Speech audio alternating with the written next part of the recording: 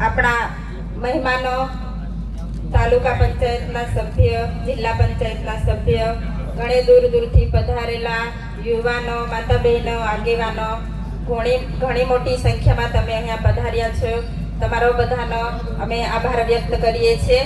હવે આજની આ સમર્થન સભામાં જે આપણે ગામડે ગામડે જઈને આપણા જે ધારાસભ્ય હાલ જેલમાં છે એમની સિગ્નેચર ચેમ્પિયન રાખ્યું હતું, એમાં ઘણા બધા ગામોમાં ઘણી બધી જગ્યાએ જઈને આપણા લોકોએ સિગ્નેચર કરી છે. સિગ્નેચર 1.5 લાખથી ઉપર થઈ છે.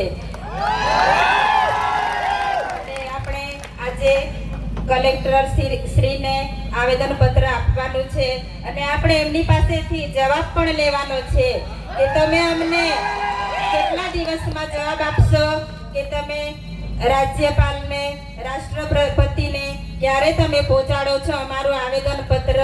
એનો જવાબ પણ આપણે આજે જ લેવાનો છે. આપણે બધાએ ત્યાં કલેક્ટર ઓફિસે જવાનું છે આવેદન પત્ર આપવા માટે. હવે ખાસ તો હું જ્યારે મારે એકલા હાથે લડવાનું થાય છે ત્યારે તમે બધા તમારું કામ છોડીને હર હંમેશા મારી સાથે આવીને ઊભા રહો છો. એટલે હું તમારો બધાનો સાથ સહકાર ભૂલી નથી જતી.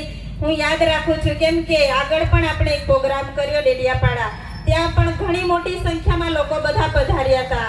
ઘણા દૂરથી લોકો આવ્યા, સમર્થન આપ્યું કે તમે એકલા નથી, અમે બધા તમારી સાથે છો એવું તમે મને કહ્યું. એટલે આજે હું તમારી સામે એકલી નથી, તમે બધા મારી સાથે છો.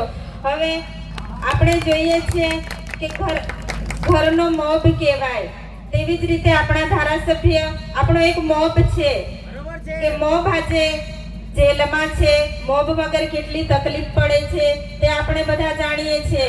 એટલે આપણી લડત અહીંયા પૂરી નથી થતી. જ્યાં સુધી ન્યાય નથી મળતો ત્યાં સુધી આપણે આપણી લડત ચાલુ રાખવાની છે. આપણે હિંમત નથી હારવાની.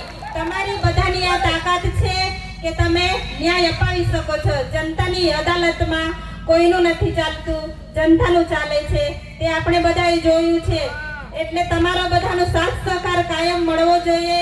જે ધારાસભ્ય સડકથી સદન સુધી લોકો માટે લડે છે, લોકો માટે અવાજ ઉઠાવે છે, ઘર પરિવારની ચિંતા કર્યા વગર હર હંમેશા લોકોની વચ્ચે રહે છે, એ આ ભાજપના નેતાઓને ગમતું નથી. એટલે વારે ઘડીએ જેલમાં મોકલે છે, પણ આપણે એનો બદલો લેવા માટે તમે બધા તૈયાર છો ને? આપણે બદલો લેવાનો છે. 2027માં અંબાજીથી ઉમરગામ એક પણ સીટ લોકોને નથી આપવાની. બધી સીટ આદિવાસીની આવી જોઈએ.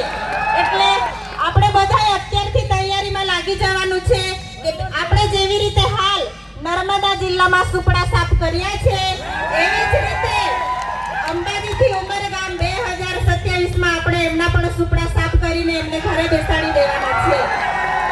તો તમે બધા સાથ સહકાર આપજો એવી હું આશા રાખું છું. અને હવે ટૂંક સમયમાં તમે બધા દુઆ કરો છો. આપણી સાથે કુદરતની દયા પણ છે. તમે બધા સાથ સહકાર આપો છો.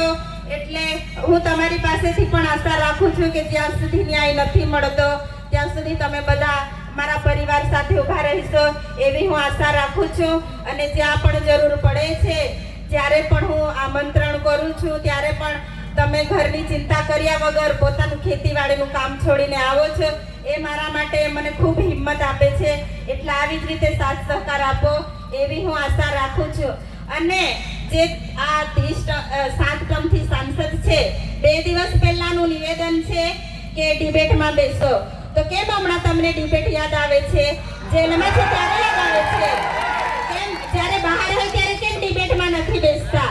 મનસુખ દાદા, તમારે ડિબેટમાં બેસવું હોય તો હું મારી જનતા સાથે તમારી સામે ડિબેટમાં બેસવા માટે તૈયાર છું. તમે આવી જજો. અમારી જનતા અને અમે બધા તમારી સાથે ડિબેટમાં બેસવા માટે તૈયાર છે. તમે બધા સાથ સહકાર આપજો એવી હું તમારી પાસેથી આશા વ્યક્ત કરું છું. આટલું કહીને મારી વાણી પૂરી કરું છું. આભાર.